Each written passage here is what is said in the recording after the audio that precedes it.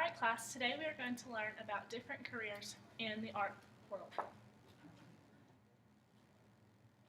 There are many professions that are considered to be artists. A few of them are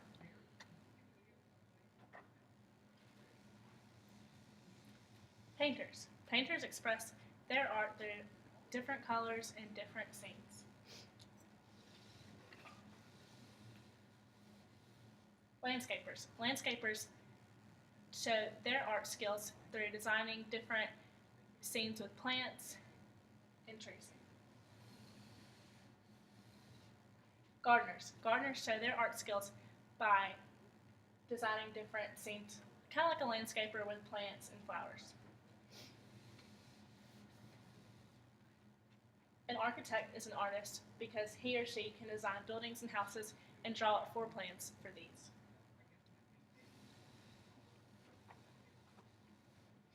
A dancer is an artist because he or she shows his or her version of art through dancing and expressing their self with body management. And I was wondering if anyone in the class could name any other art professions. Sculptor. A sculptor, great.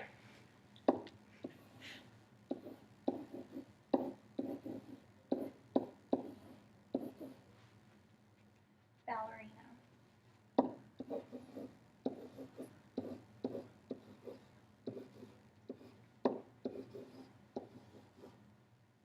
Pottery maker.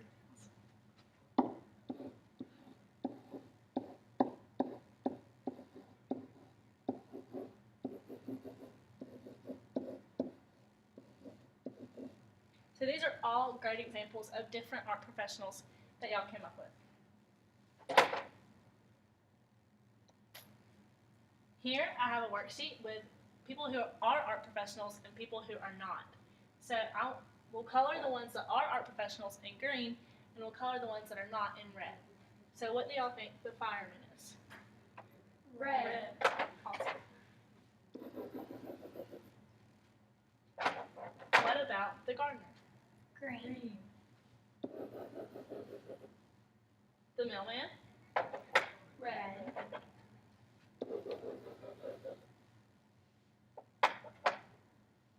The builder? The sculptor? Green. Green. The construction worker? Red.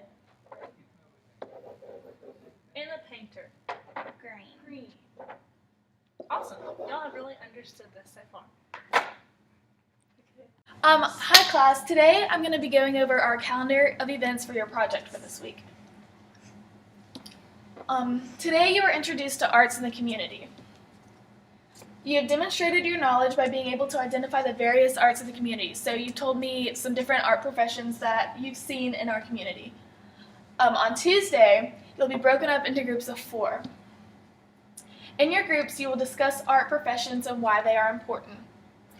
Next, we'll come back together and share our ideas as a class and what y'all were talking about in your small groups. On Wednesday, I will go over the instructions for your project on making an iMovie. I will send home a parent letter that you will bring back signed to me tomorrow, so you really need to make sure that you get that signed on Wednesday. You will work in your group to decide how you will do your iMovie. So we'll just spitball ideas and y'all can kind of get an idea of what you're going to do for your iMovie. All day Thursday for when we're working on this project, it's just going to be you and your group working on your iMovie. So that's all we're doing on Thursday. And then on Friday, we're going to come together and we're going to watch everyone else's iMovie. So you're going to play yours and you're going to watch the rest of the classes, and we might have snacks and just have a little movie day. So hope you're excited for it. Now we're going to go over the project instructions. Project instructions. First, the class will be divided into 4 groups of 5. Second, each group will be assigned one art profession to do their project on. Third, each group will create an iMovie. Each group will be dressed up and act out the assigned art profession to teach the class about their specific art profession. For it. Okay, so you will be graded on your organization, your creativity, your effort, and your ability to follow directions.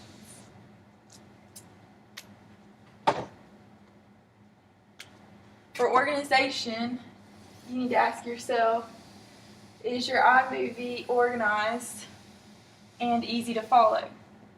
And if it is, then you will receive 5 points, which is the maximum. And then the next question you can ask yourself is your iMovie mostly organized or could it be better? And that will get you either 3 or 4 points depending on how I think it is. And then for 1 to 2 points, which you don't really want, you need to ask yourself, is it barely organized?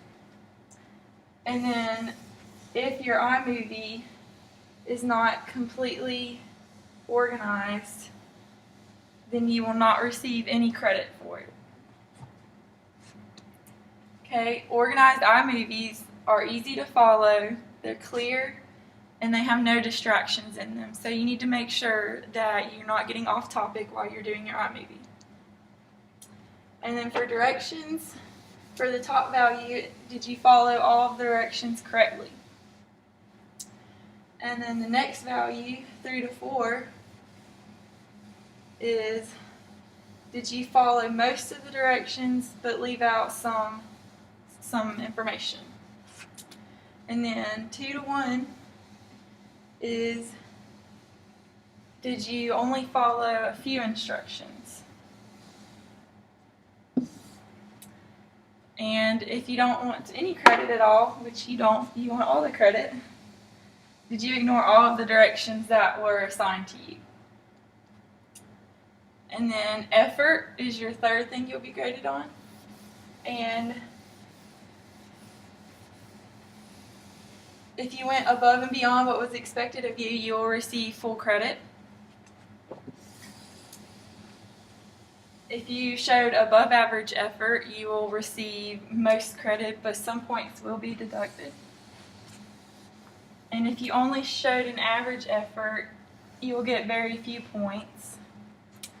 And lastly, if you did not show any effort at all, you will not get any points. And students who show effort, they work hard, they get along with their group well, and they contribute equally to the making of the iMovie, so not one student is doing all of the work. And then the last thing you'll be graded on is your creativity. You will receive full credit if you have an extremely creative and unique iMovie. You will receive most credit, but not all of it, if you show some creativity in your iMovie. And you'll receive little points if you only showed minimal creativity in your video. And lastly, you won't receive anything if you did not show any creativity in your iMovie.